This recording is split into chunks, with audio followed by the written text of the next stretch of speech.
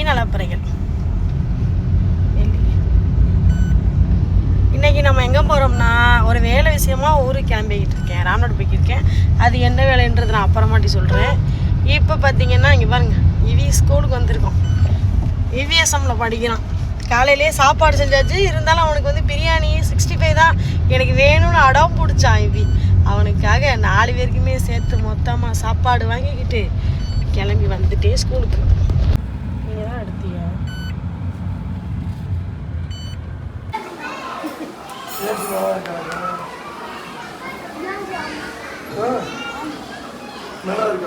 பாப்பா மேல தானே இருக்கா? உன்னோட தான் இருக்கா? பாப்பா கொடுத்துருங்க. என்னோட என் பக்கத்துல இங்க குடு. தம்பி இருக்கா? நீ செகண்ட் ஸ்டாண்டர்ட் இருக்கா? அதுக்கு கொஞ்சம் வாங்கிடு. இங்கயா? இல்லடா வரேன். ஏய் நீ மட்டும் கிளாஸ் குட்டியா இருக்கியாங்க. ஐயப்பா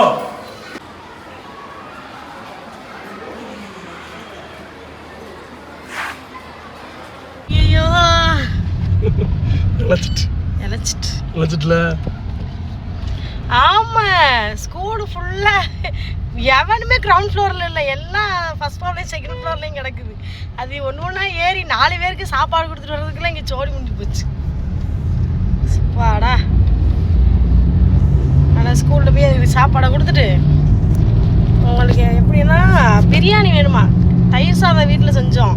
தயிர் சாதம் வேணாம், இவி நேற்று சொன்னா எனக்கு நாளைக்கு ஸ்கூலுக்கு 65 போட்டு கொடுமா அப்படின்னு சொல்லி நேற்று கொடுத்த சாம்பாரோடையே அத்தா நீங்க பண்ணது போகுது.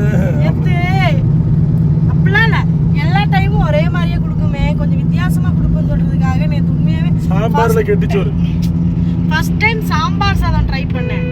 எப்படின்னு நம்ம சோறாக்குனா தனியாக தான் சாம்பார் வச்சு அப்படி தான் கொடுப்போமா. சரி சாம்பார் சாதம் வச்சு அவனுக்கு ஊறுகாய் அந்த மாதிரி வச்சு ஒரு அப்பளம் வச்சு கொடுத்துட்டா மேட்சிங்காக சாப்பிட்றோன்னு சொல்லிட்டு சாம்பார் சாதம் வச்சுட்டேன். நல்லா தான் இருந்துச்சு. வீட்டில் எல்லோரும் சாப்பிட்டுட்டு இவங்கெல்லாம் திங்க மாட்டாங்க.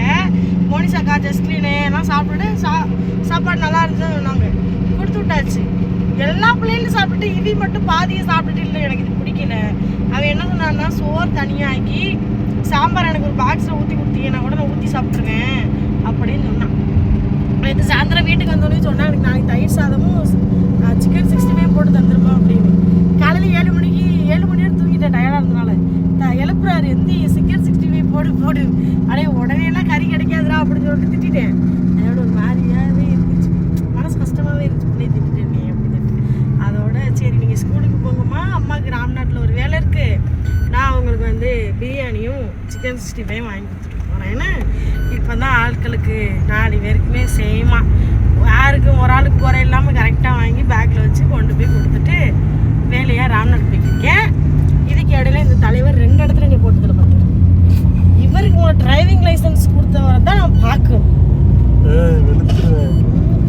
வண்டி போன வண்டி லைசன்ஸ் கொடுக்கும் போது 8 போட்டு தானே கொடுப்பாங்க. வேற எப்படி 8 போட்டாப்லன்னு எனக்கு டவுட்டாக இருக்கு.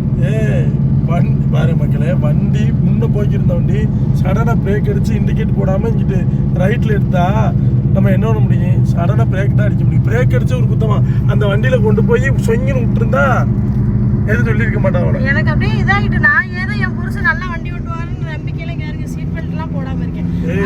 வீடியோவில் சொல்லக்கூட போடும்போது இல்லை இப்போதான் இறக்கும் தான் ஃபைனு. ஆனால் கண்டிப்பாக சீட் பெல்ட் போடணும், அதுதான் நம்மளுக்கு நல்லது. ஃபைன் போடுறாங்கன்றக்கா இல்லை, சீட் பெல்ட் போடுறது நமக்கு நல்லது. அதனால சாலை விதிகளை பின்பற்றுவோம். இதுவும் சாலை விதிகள் தானே வரணும். போடுங்க, பேச்சுக்கு சொல்ல மட்டும் எப்படி போடணும். நான் போடுவேன் என்கிட்ட சீட் பெல்ட் போடுறோம்.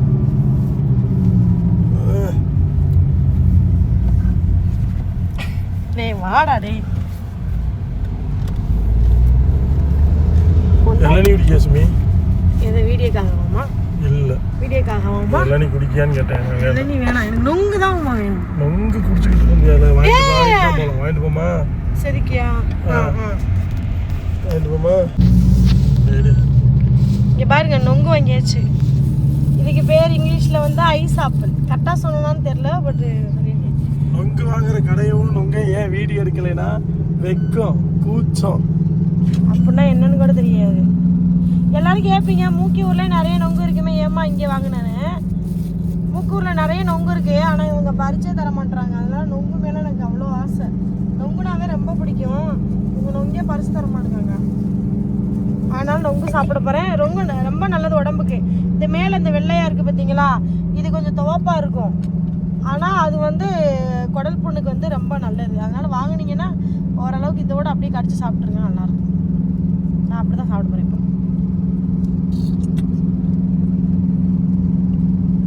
இப்போ இந்த மாதிரி சாப்பிடுறோம் பாருங்க. அப்படியே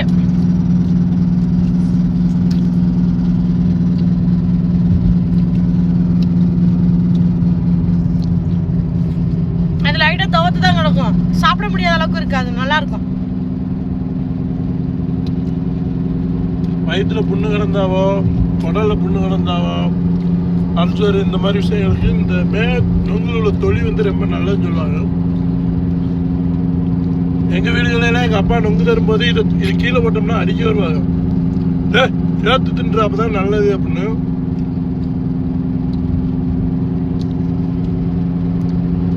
அதான் ஓரளவுக்கு ஐயோ அப்படின்னு சொல்ற மாதிரிலாம் இருக்காது, லைட்டாக துவக்கும், அவ்வளோதான்.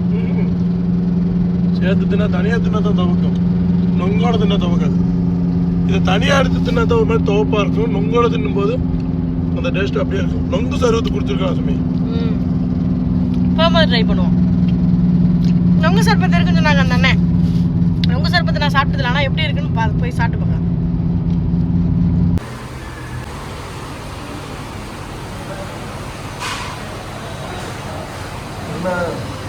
சோறு வர்றதுக்குள்ள காடியில்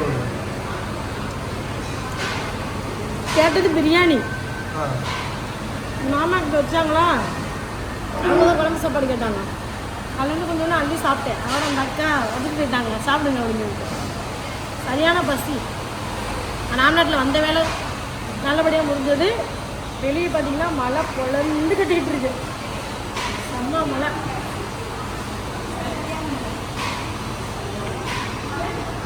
பொரிச்சு மீனெல்லாம் வந்துடுமா?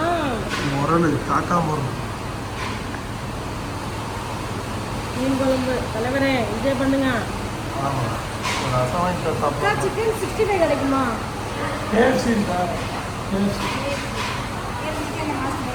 அப்படியா? அது இங்கே கிடைக்கும் தான் கூட்டிட்டு இருந்தாங்க. KFC போறதுண்டா. வேற என்ன இருக்கு? நான் ரெகுலராக சாப்பிடுறது. இது லாலிபாப், சிக்கன் லாலிபாப் போடுங்க. கஷ்டம்.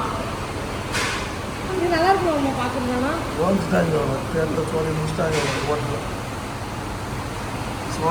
வெள்ளமீன் வெள்ளமீன் வெள்ளமீன் மீன் குழம்பு மேலே ஒரு பச்சை மிளகா போட்டு சூப்பராக இருக்கும்.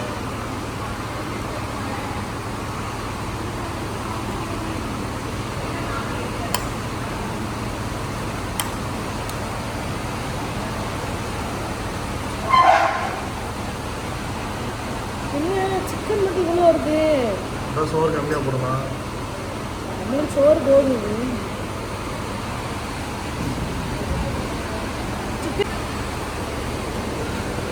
சிக்கன் பிரியாணிக்கு கூட்டு வச்சு சாப்பிடும் போது நானாக தான் இருக்கேன் எனக்கு.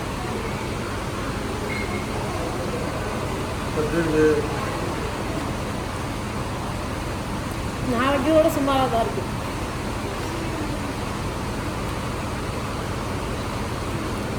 அது எப்படி கடையில் மட்டும் பர்ஃபெக்டாக அளவு பண்ணிடுறாங்க.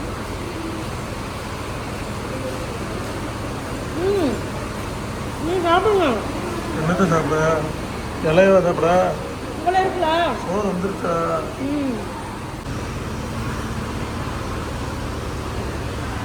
எங்கே வேணாலும் மீன் தான்.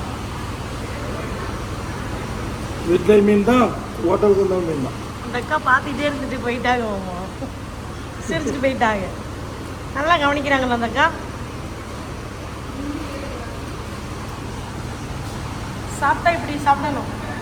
சோறு, குழம்பு, ரசம், கூட்டு, ஊறுகாய், பொரிச்சு மீன், இது எல்லாமே நல்லா இருக்கு.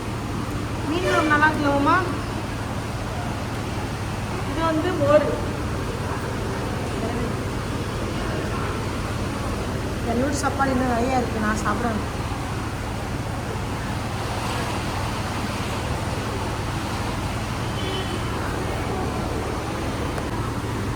இங்கே பாருங்க சிக்கன் லாலிபப் அந்த தான் எம்ப்ராய்ட் போட்டு எப்படி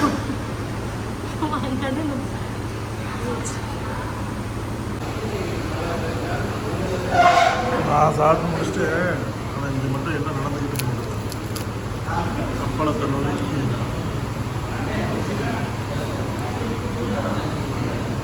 என் கூட பிரியாணிக்கு முட்டைக்கோஸ் வச்சு சாப்பிட்ற ஒரே நாள் மீன் வேற வச்சாச்சு. நல்லா இருக்கும் நல்லா சாப்பிட்ற நான்வெஜ்ஜாக வச்சான்னு தெரியல நல்லா இருக்குன்னு சொல்லிட்டு நான் வச்சா சொல்கிறேன் எல்லாம் கலந்து போய்கிட்டு இருக்கோம்.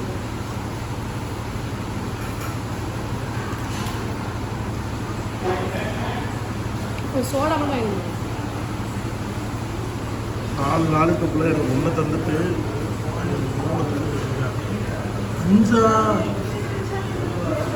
5 எனக்கு ஒன்று உனக்கு 4. நல்ல புருஷனுக்காரனுக்கு பொண்டாட்டி சாப்பாடு வாங்கிட்டு நல்லா வளர்க்கணும். எங்கள் அம்மா கொஞ்ச நாள் வளர்த்தாங்கல்ல, நீங்கள் கொஞ்ச நாள் வளர்க்கணும்.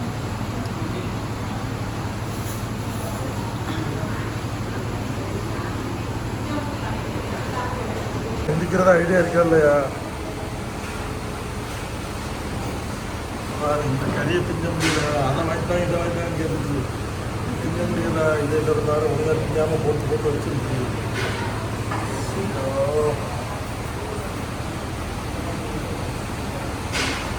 எளிமை கற்றுட்டுப்பா உள்ள வரும்போது அவ்வளோ சாப்பிட்றது இவ்வளோ சாப்பிட்றாங்க. இந்த 1 கிலோ பிரியாணி திங்க முடியலையே. எக்ஸசைஸ் பண்ணி வயிறு கொஞ்சம் பெருசாகும்னு நினைக்கிறேன். உடலை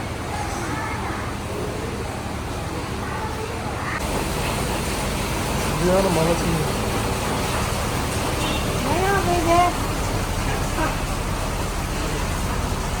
நீங்க போங்க, நீங்க போய் கார் ஆன் பண்ணுங்க.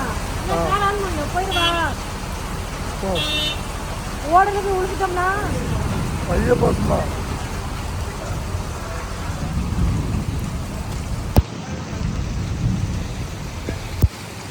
சொல்லு.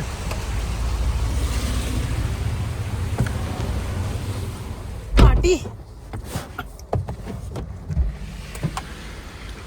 ஓட அது ஓட தண்ணி ஓடுது. இந்த உலகம் அது போல. நம்ம ராம்நாட்டில் இவ்வளோ மழையா? நான் ஒரு டைம் அன்னைக்கு ராம்நாடு வரும்போது இப்படிதான் மழையில கிடந்து செத்தேன். சரியான மழை, உண்மையாவே பூமி குளிர்ந்துருச்சு. அந்த அளவுக்கு நல்ல மழை பெய்யுது. திட்டு ஓடிது. நினைவு போராடிக்க ஆகுமா? ஆமா, இப்படிதான் தங்கச்சி மாடம் போகும்போது வீடியோ எடுத்தேன். தென்னை போட்டேன். அதே மாதிரி உங்ககிட்ட போட்டுறவா? உங்ககிட்ட போட்டுறவா? தண்ணியை கிளியர் பண்ணி விடுங்க தான். இங்க பாருங்க, சூப்பரா இருக்குமா மேகம். புட்டு போல இருக்கியா? எங்க இருக்கு? வாங்குறியா? எங்க இருக்கு? வாங்க. மோனிசாக்கு ஆசாசையாக ஃபோன் பண்ணி புட்டு பழம் வாங்கிட்டு வாங்கன்னு சொன்னாங்க. வண்டி டிப்பாட்டினாங்க. ஜிபே இல்லை. ஜிபேனால நம்ம நாடு வளர்ச்சி அடைஞ்சிருக்கு. இருந்தாலும் ஜிபேனால எவ்வளோ கஷ்டமா இருக்குன்னா கையில் கஷ்டப்பட்டவங்க அந்த சின்ன சின்ன வியாபாரிகளுக்கெல்லாம் வியாபாரம் போகாதுல்ல. இப்போ ஜிபேன்னு ஒன்று இல்லைன்னு வைங்களேன். இப்போ நான் கையில் காசு எடுத்து தான் அங்கே வந்து வந்திருப்பேன். வீட்டில் இருந்து நம்ம காசோட தான் வருவது. அப்போ சின்ன சின்ன கடையில் நம்ம வந்து இறங்கி காசு கொடுத்து நம்ம வாட்டில் பொருளை வாங்கிட்டு வந்துடுவோம். ஆனால் அது கஷ்டம் தானே. அந்த அக்கா சொல்கிறாங்க ஜிபே இல்லையேத்தா அப்படின்னு. புட்டுப்பழம் சாப்பிட்டு ரொம்ப நாள் ஆச்சு. வீட்டுக்குள்ள இருந்தா எப்போ பார்த்தாலும் பொம்பளையே ஒரு மாறி வரும் தான் சொல்றாங்க. ஆனால் வெளியே வந்துட்டா எப்படித்தான் பவர்ஃபுல்லாக ஆகிறாளுங்களுக்கு தெரியவே மாட்டேங்குது. அது எப்படின்னா புழல் ஜெயில இருந்து வெளியே வந்தா சந்தோஷமா தான் இருக்கு.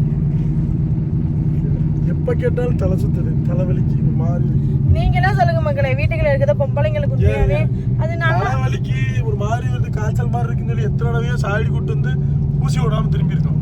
ஏன்னா சாயடிக்குள்ள வந்த உடனே மம்மா டீன்னு சொல்லுவாங்க, பப்ஸ் திம்பாங்க. என்னைய காய்ச்சல் இங்க அதெல்லாம் பார்த்துக்கலாம், வாங்க ஊருக்கு போவோம். அதெல்லாம் ஊருக்கு போவோம். நான் தான் சொல்றேன்ல, அதான் அது வீட்டுக்குள்ளேயே இருக்கனால அது நம்மள அறியாமையே நமக்கு ஒரு மாதிரி மைண்ட் டிப்ரெஷன் ஆகி அது என்னமோ பண்ணி இல்லாத வியாதி இருக்குன்னு மூளை சொல்லும். உனக்கு கை வலிக்குது பாரு, உனக்கு முதுகு வலிக்குது பாரு, உனக்கு காய்ச்சல் வர மாதிரி இருக்கு பாரு அப்படின்னு சொல்லும் மூளை. அது கிளம்பிட்டு வெளியே வந்து 4 பேர் மூஞ்ச பார்த்தவொன்னே எங்கடா போச்சு அதெல்லாம் காணும் அப்படின்னா அதுக்கெல்லாம் காரணம் இவன் மண்டையில் இருக்க மூளை தான்.